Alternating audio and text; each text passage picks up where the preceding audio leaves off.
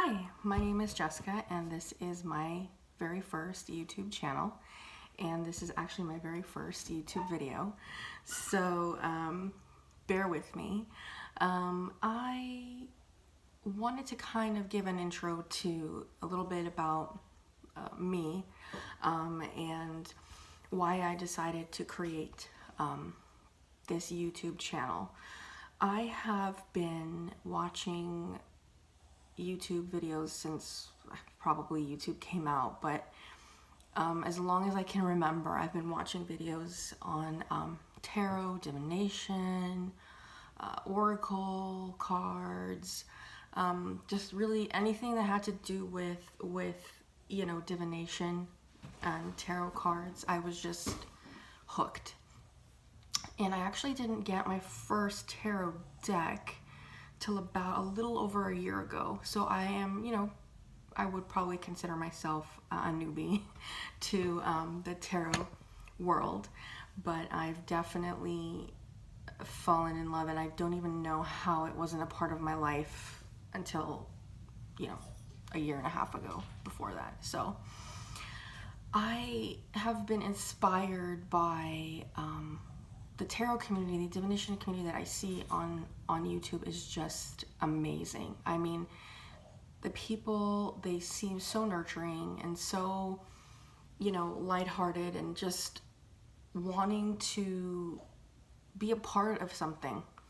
And I just have to be a part of it too. It just seems so amazing. I want to be able to connect with people that have the same passions, the same, views, and if not, then to talk about it and why and the differences, and to learn something and to maybe, share something with somebody, different, perspective. And I really feel that with the community that I have seen on YouTube, it just, who wouldn't want to be a part of that? So, I decided, I was watching the 24-hour Tarot-thon that was put on by Hermit's Cave and Kelly Bear, and I was just, it was like, oh my gosh, so much valuable and interesting information, and it kind of like inspired me to come on here and create my first video and create my YouTube channel and hopefully continue to grow it and be a part of this amazing community. I love what I've seen, and it's anyway, I can't say enough of it. It's just amazing. But one of the last videos that was on the 24-hour Tarot-thon was the video from Alvine. I believe that's how you pronounce her name. I've seen her for quite some time as well, and she was talking about how to be friends with your decks and really get to know them and come at them from a more intuitive, and what I like to say, a primal place. Not just reading the keywords from the guidebooks, but really getting to know the images in these cards and just saying what they feel or mean to you. And I was inspired by that, because when I started learning tarot, I started with the Rider-Waite system, and I love the Rider-Waite system, but there's just so much information that you have to, when you're first learning, it's like information overload. It's just like keywords, symbols, like everything was just like, it was a little overwhelming.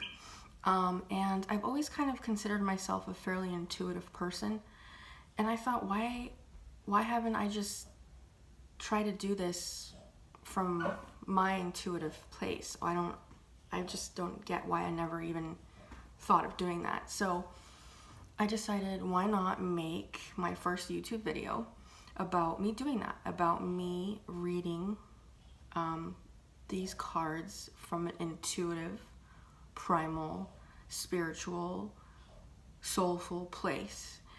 And I thought, what better way that would be done than by this brand new tarot deck that I bought, really for the purpose of diving deep with my intuition, because it spoke to me in that way. And when I initially saw this deck, I was like, whoa, like this is like, and not anything that I'm learning. It's a little overwhelming for me. I mean, I can't even get the meanings down for the, you know, the Rider-Waite system, you know, tarot deck that I have. And I was like, but the images were just so, they just spoke to me on some, I don't even know what level. And so I bought it, and I was looking at it for a long time before I decided to buy it for myself. And when I decided that I was going to do this, it was like, this was the deck that said, you know, do this with me. And that is the Mariel Tarot. I know that a lot of you know about this deck, and there's so much information about it, so many walkthroughs, and so this is not really going to be a video about a walkthrough, because I don't really think I can do it justice. I mean, there's just so many really amazing other YouTubers out there that have amazing thorough walkthroughs of this deck if you want to check it out. I know there's several that do. So the purpose of this video is for you guys to hang with me, and we're gonna go through the major arcana, and I'm gonna go through the cards, and I'm going to just tell you what I'm seeing or feeling intuitively, and basically my first intuitive impressions of the major arcana, and I think it would be interesting if you guys join along, and I would love to see your comments. And if you feel that you have something else that you've seen intuitively, or you just want to chime in, or you don't agree, I really want to hear it all. I just want to be involved. I want to be able to, you know, look at the comments and really see from other people's intuitive perspectives as well. So without further ado, let's get into it. So I think there's like the older, or the original, like first edition version of the Mariel Tarot, which was just you know, white on the edges of the cards, but I actually ended up getting lucky and getting the ones that have the gold edging, and I was like super excited about that, because I mean, who doesn't like gold gilding on the side of their deck, right? I mean, it's just so beautiful. It's just so beautiful. So anyway, like I said, you know, I'm just going to be walking through the major arcana. I feel like with so much information on each one of the cards, this would be like a really long video, and I don't really want to do that to people on my first video. So you know, if there is not a need, but if there is, you know, people wanting more, then I can, you know, possibly do a second video with just the minors, and you know, it's a possibility, because I feel like the minors have a lot more of that depth in the imagery and depth in the meanings, you know, as far as intuitive things go. So let's start. So the first card we have is the Fool card, and I'm going to try to hold it up so you guys can see, but I'm sure you've seen these cards. If not, like I said, there's so many walkthrough videos that would just way better. But initially, when I saw this card, I was like, whoa, there's just so much that's going on here. And it's not like your typical Rider-Waite Smith style where, you know, there is things going on, but, you know, there's the Fool, and he's about to take that step off the cliff, and then he has his dog there, and you see some scenery in the background, but this is just like bam, it's in your face. And what I get from this card initially is beautiful choices. I see that in the background, you see that cliff that he had jumped off, and it's almost like he's just flying. So he's not falling, he's flying. He's got these beautiful monarch butterflies that are around him. His shoes are made out of butterfly wings, and he's got a butterfly mask. And it's like he's embraced in this protective layer. And he made that choice to make that leap of faith. He took it. But he's protected. So it's almost like, you know, don't be afraid to look at your different options and your choices, and just take that leap of faith. Just do it. So that's what I see from this card. It's very beautiful, very beautiful. Oh, and FYI, if you don't know, there is nudity in this deck. So if that's not your thing, then you probably should just stop watching. But anyway, let's get on to the Magician. So here we have the beautiful Magician. I mean, this card is like, wow. Wow. First impression that I got with this was take control. Take control of your own destiny. You have the power in your hands. It's here. It's within you. You can take it and you can move forward with it and create something that you're destined to. So another thing is interesting about it is that it's a cloaked figure, not traditional with the Rider-Waite. You know, you have the Magician there. He's standing in front of his table. But in this, it's a cloaked figure. And there's no, you can't see a face. You can't really make out anything. So it's almost like, it's asking you a question like, is this you, like your physical body as a magician, or is it your soul that's inside here that's pushing you to take control and move forward? I don't know. It's just so beautiful. This card is just, I think by far this is probably my favorite Magician. I have two other decks, but I've seen a lot of decks and deck reviews, and I have to say this is by far one of my favorite Magicians. So the next we have the High Priestess. Now initially when I saw this card in videos and stuff like that, I didn't really know like what to make of it, because it's so not the traditional High Priestess. And I kind of looked at it and sat with it for a little while, you know, and this one I had to kind of really dig deep to see what it is that I felt with this card. And this one I felt was spiritual growth, connection to the self and the universe.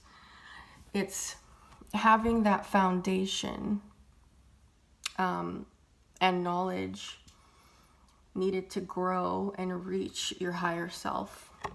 It's like she's, you know, she's almost like levitating, but not. I mean, she has this pedestal here that's, you know, ingrained into the earth. And then her fingers are kind of like mossy branches that are branching out, and it's like they must be tied to the earth as well. So there's that sense of solid foundation. And it's almost like with this, it's like she's spraying this knowledge, you know, to the universe. That's what I got from that card. Then we have the Empress. Now this was a very, it's a beautiful card. You know, it's nurturing. It's a motherly card. It's, you know, she has this beautiful baby that's just sleeping ever so quietly on her back while she's gathering apples, and yet she's wearing this rose around her neck. And it's almost like she's feeding herself with strength. There's a calmness about her, but yet it seems like she's carrying the world on her shoulder and in her hands with all these apples, and around her neck with this rose. It's like the delicacy, not delicacy, the delicate, world. She's carrying it. She's carrying all of it. And she doesn't really look bothered or weighed down. It's just nurturing strength is what I can say. The next is the Emperor card. Oh, this Emperor card is beautiful. The first impressions that I got with this card were quiet reflection. Like stepping back from the power and the watching the battle unfold. Normally, he's got this like strength about him. But yet this one, he's sitting back, he's watching, but he's ready if he needs to make that move. And I feel like with this one, he's contemplating, he's looking at his surroundings before he makes a move. And maybe he doesn't need to, but he'll be ready. And it's just such an amazing card. I mean, I think I'm going to say this about all the cards, but this Emperor definitely has so much beauty going on. It's crazy. So then next we have the Hierophant. Now this is definitely not what I would consider anything close to a Rider-Waite system of a Hierophant. The imagery, I mean, there's a sense, yes, the Hierophant. But from what I get from this card is feeding wisdom. I get that, there's the Hierophant, and I believe it's a she, she's feeding what looks like, almost like cherubs or something. She's feeding them wisdom. She's sharing her soul. While she holds the key, though, around her neck, I see a key, or there's a little key there. Sorry about the reflection, but she's holding a key around her neck that unlocks the secrets. She's holding it, though. She's not sharing that, but she's sharing her wisdom. If you want it, that's what I get from the Hierophant. And then we have the Lovers card. It's beautiful. With this card, I get oneness. They're together, they're intertwined.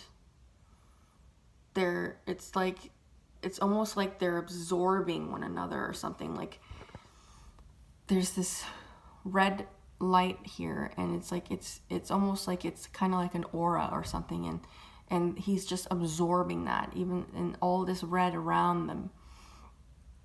And I get togetherness and equality, and a yin and yang. It's a lightness and a darkness, and yet together they're together. They're opposites. The darkness and the light, male, female, but they're there, they're together, and they wouldn't really want to be anywhere else. So then we have the Chariot. This card is just, the wolves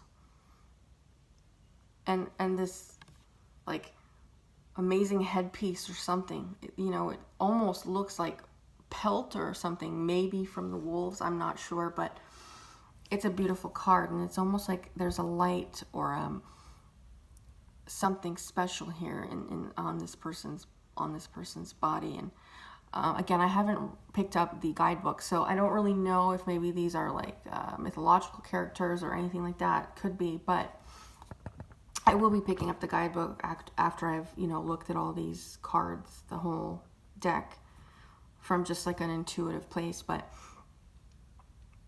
I get lead ahead with your different choices.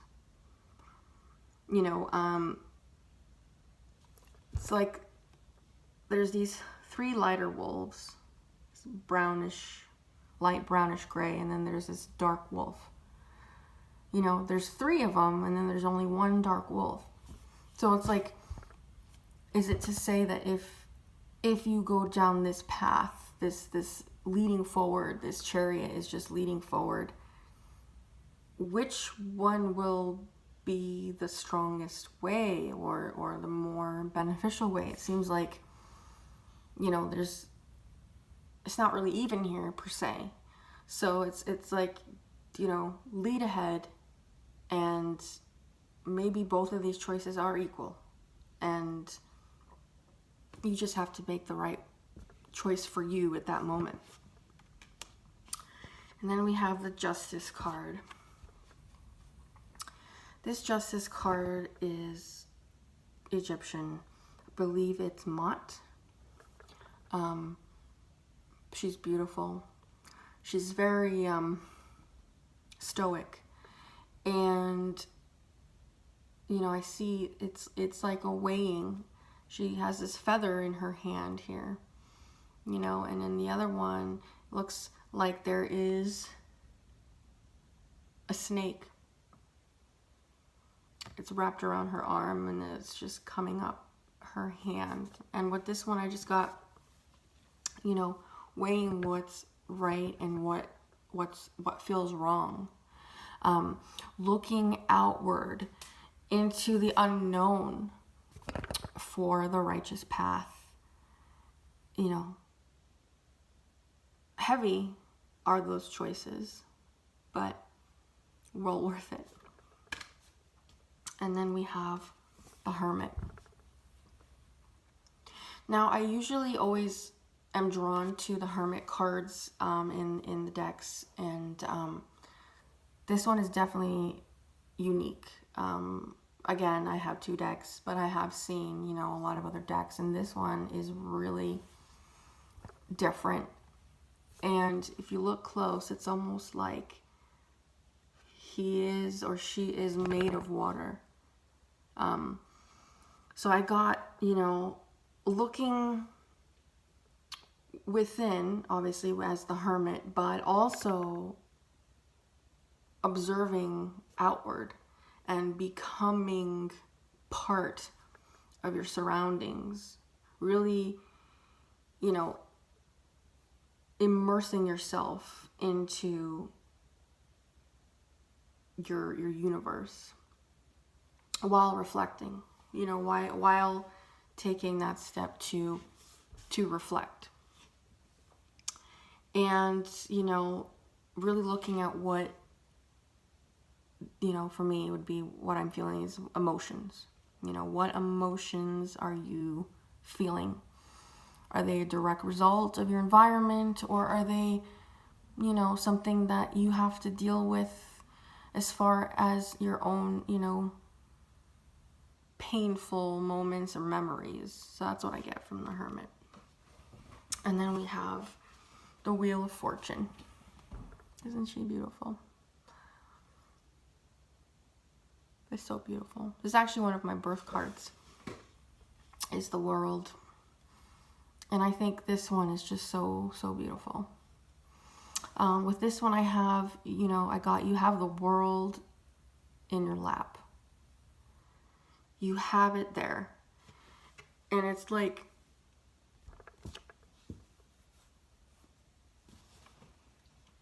are you not, you're not able to see it. But, her hands aren't tied down. She can take that blindfold off. She can look, to see what she has, this beautiful world in her lap. So it's almost like a sense of restraint, but not, you know. Her eyes are closed, but she has all, you know, her hands, she has her other senses, you know, to see what this world has to offer. We have the Strength card. This card is, like, I had to look at it for a while because it kind of hit me hard, actually, this card. It brought out some emotions when I was looking at this card.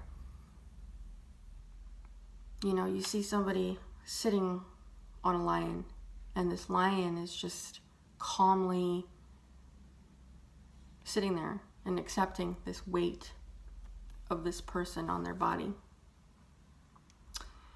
You know, and there's this sense of peace right on this lion's head, right in front of his eyes. Peace. And I got, you know, control your fears. Bring them peace. Bring your fears. What scares you, what frightens you, bring that peace. And then we have the Hanged Man. You know, the Hanged Man to me is obviously about a different perspective, you know, looking at things from a different angle. And I got, you know, different perspective, and you can change your fate. You know, you can look at something from a different angle, and all of a sudden, you know, something that you had a question about or a concern or you were iffy about can become clear. And it's almost like he's just sending out this, you know, aura of his to get the different perspective, to really see it and feel it. It's very pretty. And then we have the Death card. Now, I have a special connection with the Death card in general. I've always been drawn to this, the Death card, and it just seems like, I think mostly because of the imagery and the meaning behind it. You know, it's, to me, it is rebirth. You know, we have this elderly person, this beautiful elderly person who, you know, has passed, and then yet you have these beautiful green budding flowers and stems that are growing, and then there's even, I believe it's a praying mantis, you know, on the head, and it's this new life, you know, this new life that's coming from something that might be really tragic, something very hard.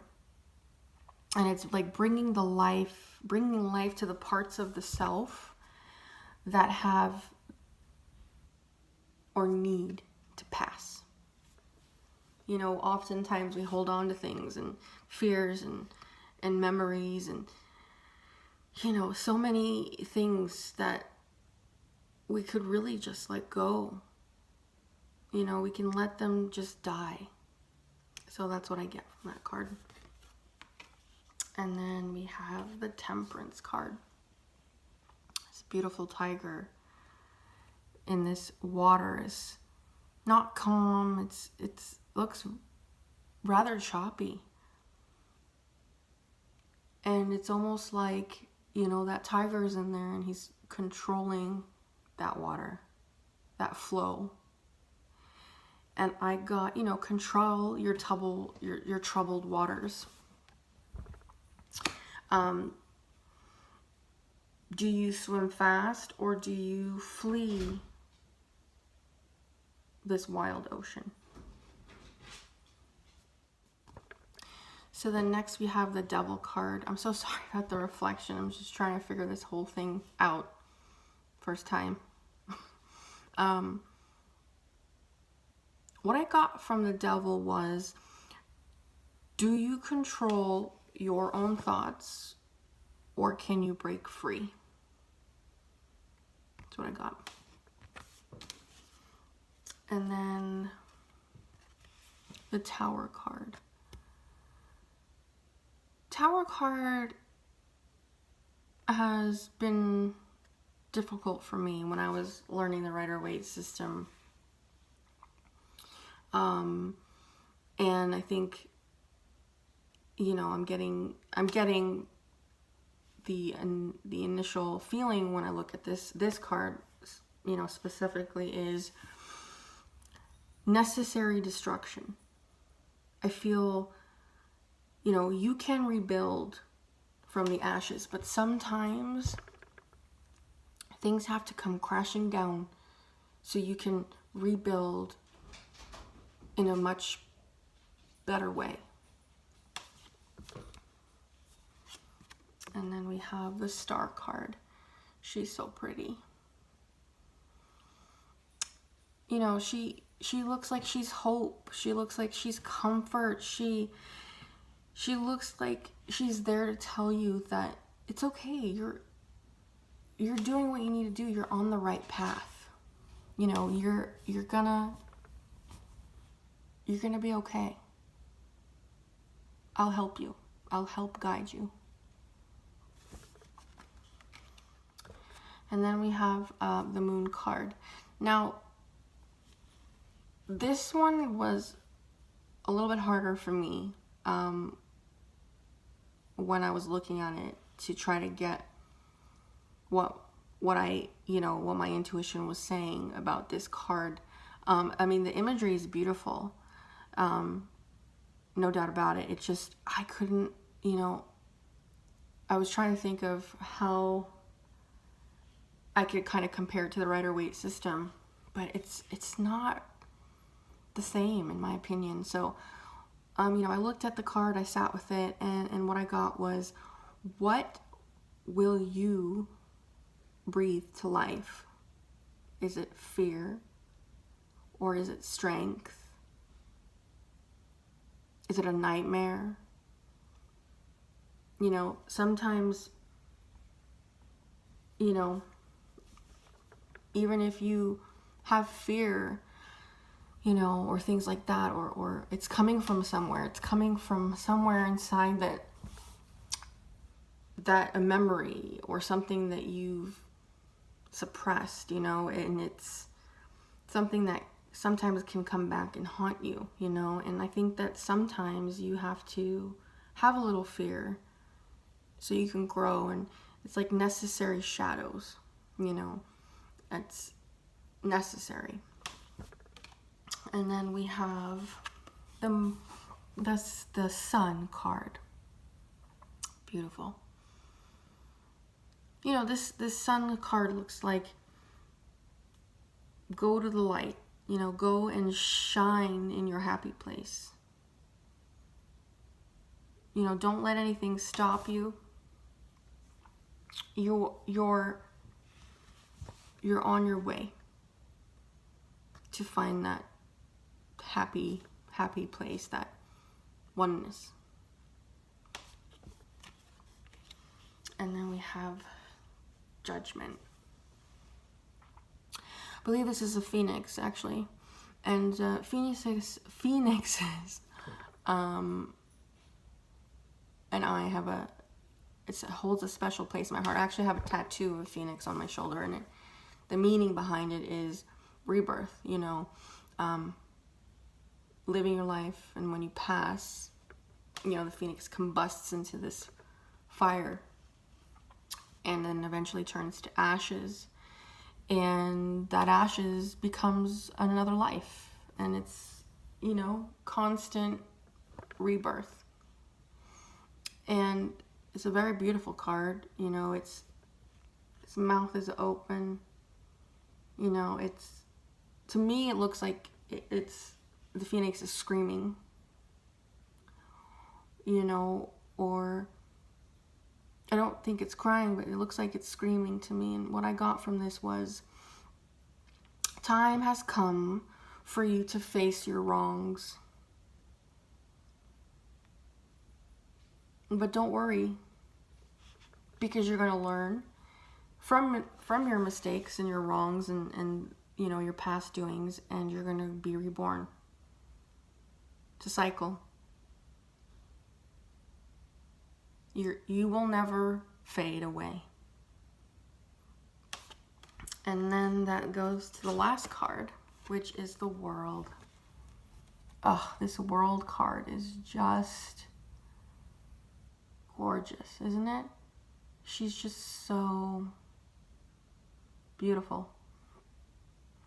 You know, this card to me means the everything.